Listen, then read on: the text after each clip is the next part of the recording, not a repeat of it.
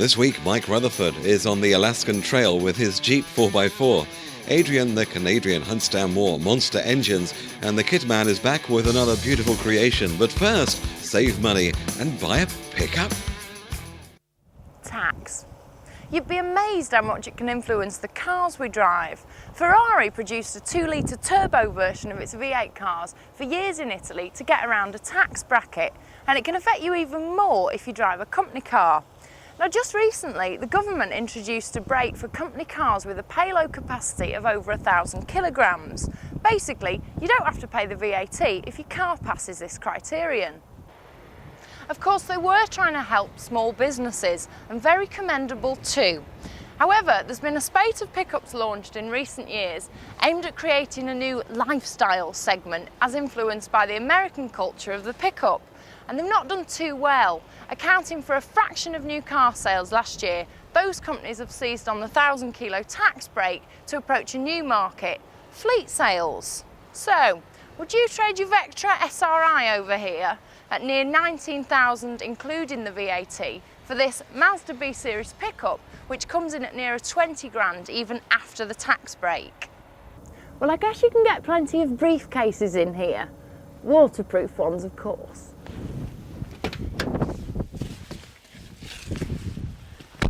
Unfortunately, in here, the utilitarian origins of the pickup are betrayed by the cheap hard plastic and the durable nylon flock material that the cabin's trimmed in. Mind you, it'd be nice and easy to clean should you spill your morning coffee. Here,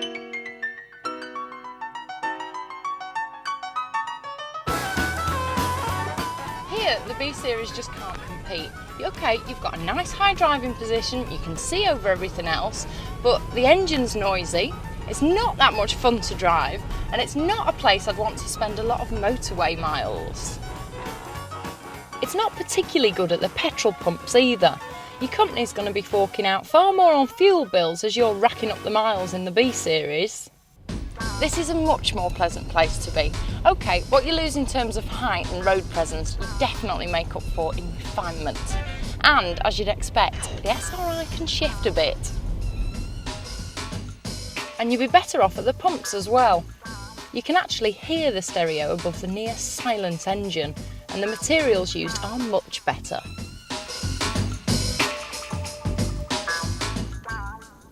So it looks like the pickup loses out again. Who's going to fork out 20 grand for a lifestyle company pickup when the higher specified Vectra here is actually cheaper? Well, in our opinion, probably small businessmen who the government were targeting with this initiative. Now, the craze for lifestyle pickups isn't really going to take off over here, not as long as they're so agricultural and expensive. And let's face it, European tastes are very different from our friends across the Atlantic.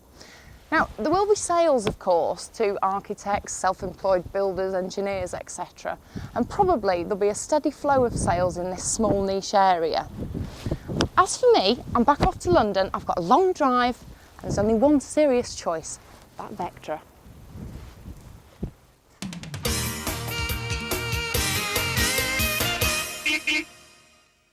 The late 60s. The music was mostly rotten and the clothes were appalling, but not in every area was taste forgotten entirely. Think of the supercars, and I'm talking about the grace of the Ferraris and the lean splendour of the GT40s.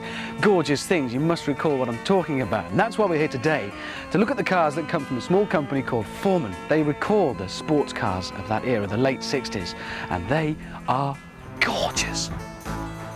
Make no bones about it, there is something overtly erotic about the curves in these cars. When the originals were penned back in the late 60s, I think somebody knew what they were doing, and I think it was about more than purely aerodynamics. Have you ever lain on a hot beach on a summer holiday and looked across and just seen, you know, curves and forms lying next to you? Look at this. Does that not ring any bells? Slightly familiar shapes in there. And the good thing, of course, is that these are hand-built cars. You can personalise them to your own requirements. There are 4 here today. Some of them explore the idea of ultimate road car, and others, like this, go for authenticity, and I really mean to an obsessive degree. The owner of this car has moved the spare wheel, so it's hanging here out over the tail where it would originally have been. He's reversed the way in which this cover over the rear of the engine of the car, it would have lifted this way when it came from the factory here with the body kit, but no, he wants to be authentic, it goes this way.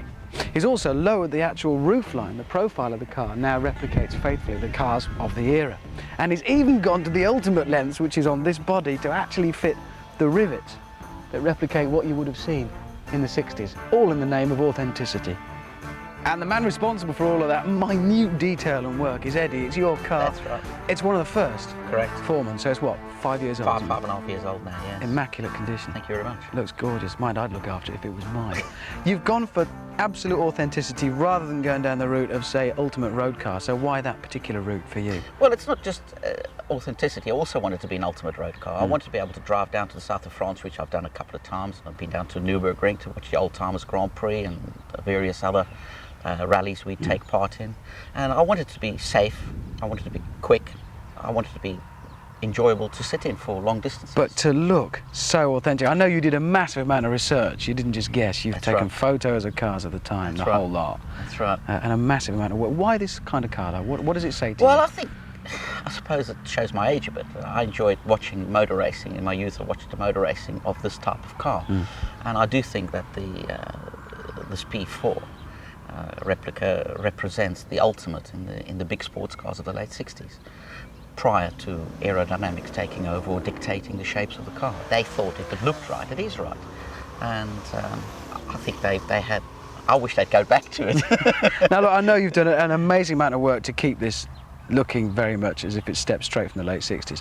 But at the back there, the engine of course doesn't. That's a little more modern. Can we go and have a look at that? Yeah, sure. Right, let's go and have a look at this. So Eddie, what have we actually got underneath here? We have a Renault 3-litre V6 engine. Yeah. Slightly modified, about 180 horsepower. Why that engine? One of the reasons we chose it was because it is a V6 and I wanted to sound similar to a V12. Yeah, which it does. Which it does. And I wanted an easy installation with respect to the gearbox. And this engine comes fitted in the Renault in this formation. Yeah. So subsequently that's dropped straight in. It's nice and easy. Yeah. It makes it easy from the kit building point of view. And from that point of view, I mean, in your pedantic determination and stubbornness to be authentic, you've turned this round. So this is how it would have been on a car of the late 60s. It would have lifted this way, but the kit goes the other way. That's right. And I mean, I can't get in here. Well, it's not practical, I must admit. The original way is most probably... Sorry, not the original way. At all. That's right. Yeah. As a drive, what's it like? It's lovely to drive. I mean, it's a compromise. We've done the suspension as a compromise between fast road and track. Yeah. And yes, we've been down to the south of France in it. Well, you drive this a lot. We're not talking about toddling down to the shops or the odd Sunday drive, are we? We're talking long. Yes, yeah, I do go down to the shops in it, on a Sunday generally. Right.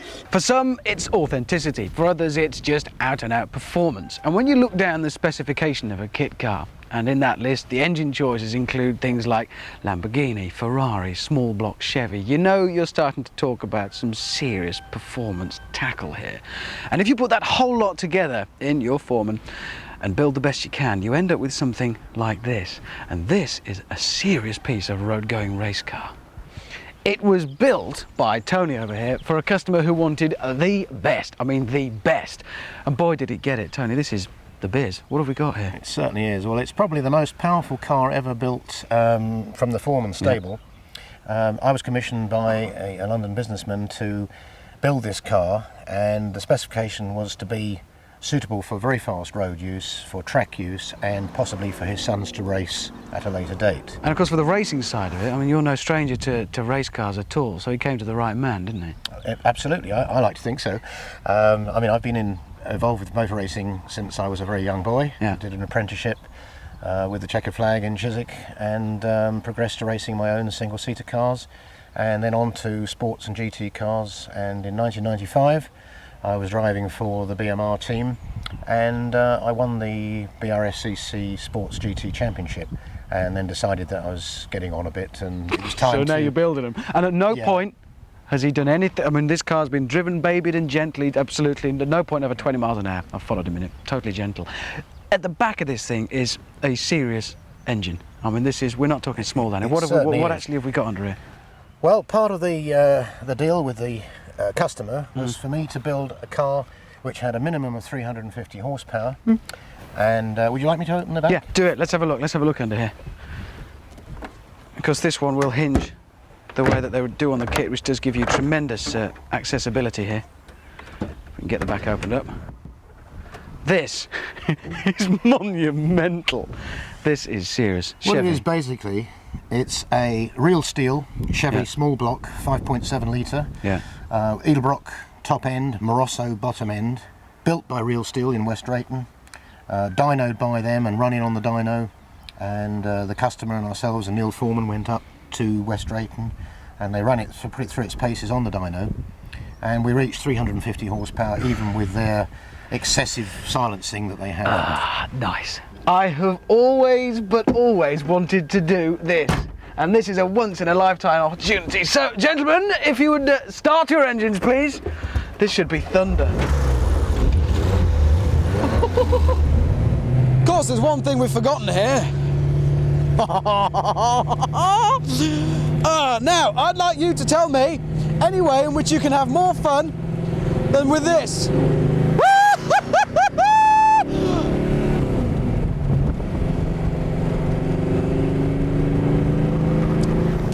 After the break, Motor Mania goes to Alaska.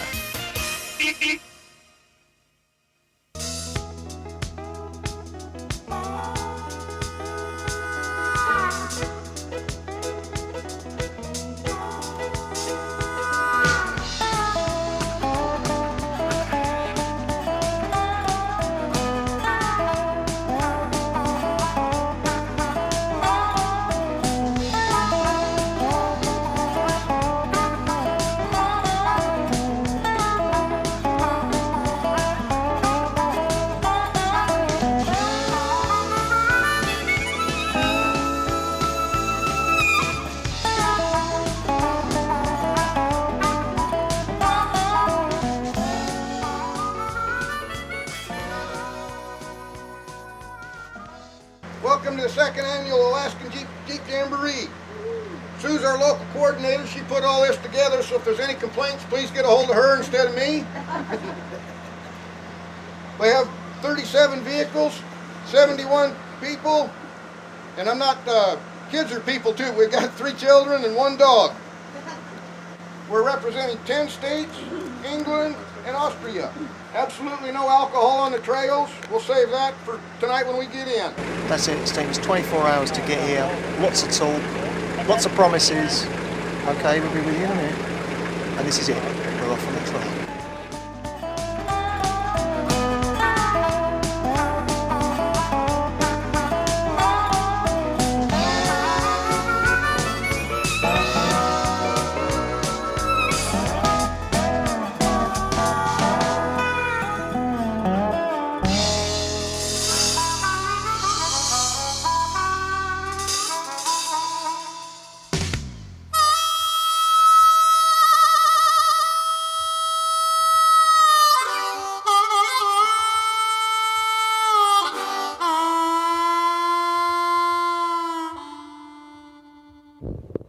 I'm in a terrible state.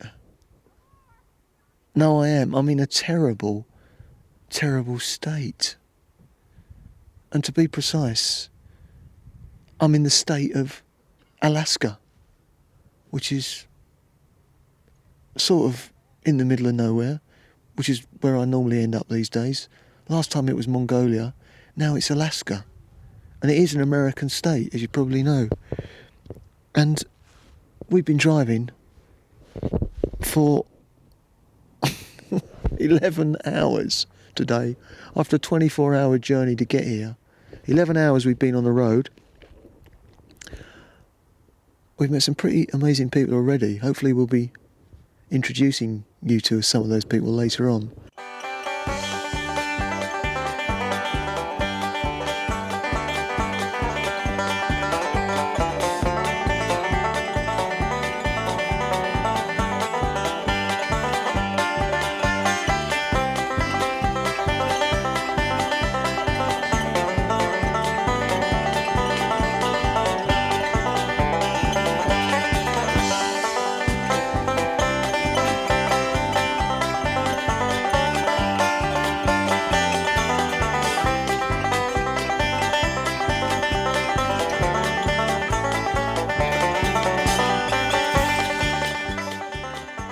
We've had a hell of a day, I tell you. We've been on the road for about, well, on the road, what a stupid thing to say. We've been off the road for about 13 hours, I think, yeah.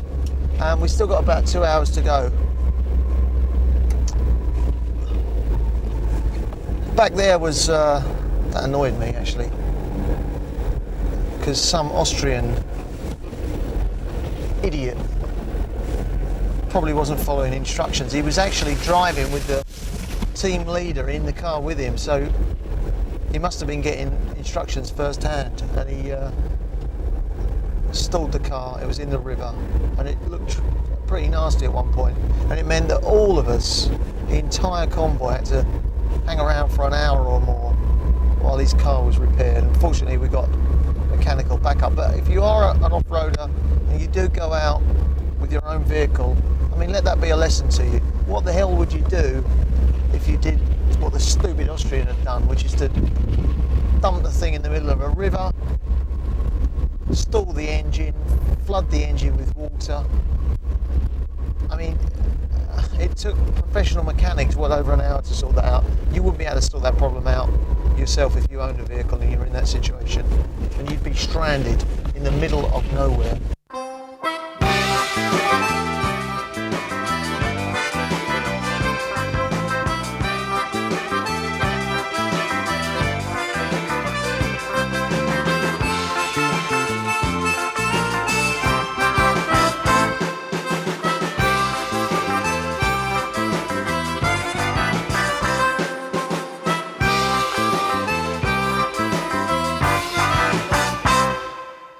I've got to say, the old Cherokee has done pretty much what you'd expect it to do, really. We're not going to go into a great spiel about how good the Cherokee is, because we've talked about it on the programme before, several times, I think. This dust is getting on my nerves. But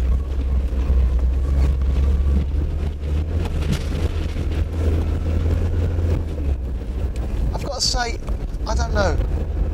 The Cherokee has disappointed me a bit on this trip. We've seen one or two vehicles pumping out a hell of a lot of black smoke. We've seen one or two vehicles with reversing lights coming on when people hit their brake lights, seemingly.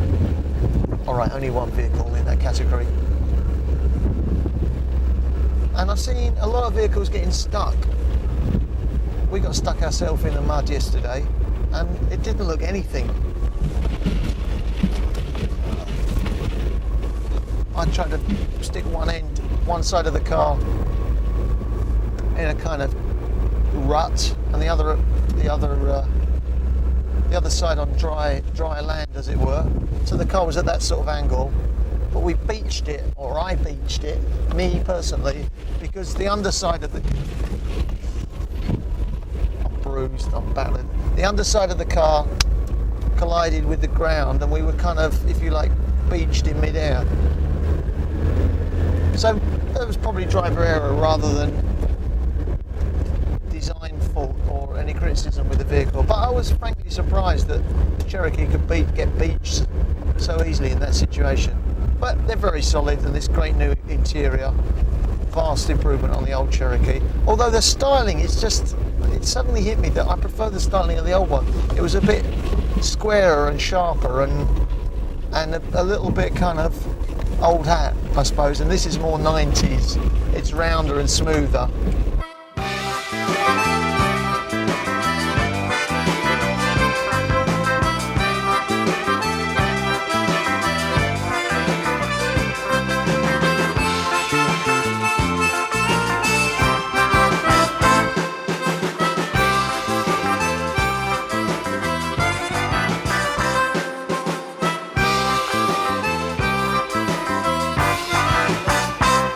The body has its own suspension separate of the main frame suspension. That was quite obvious from the movement. Yeah, yeah. But let me ask you, how many British people have actually driven one of these things? None. You're the first. Yeah. Okay. Yeah. Look, well, I mean, I am the first Briton in the world ever to drive an Alaskan Tundra buggy. Another first for Britain. We're still discovering things on the other side of the world.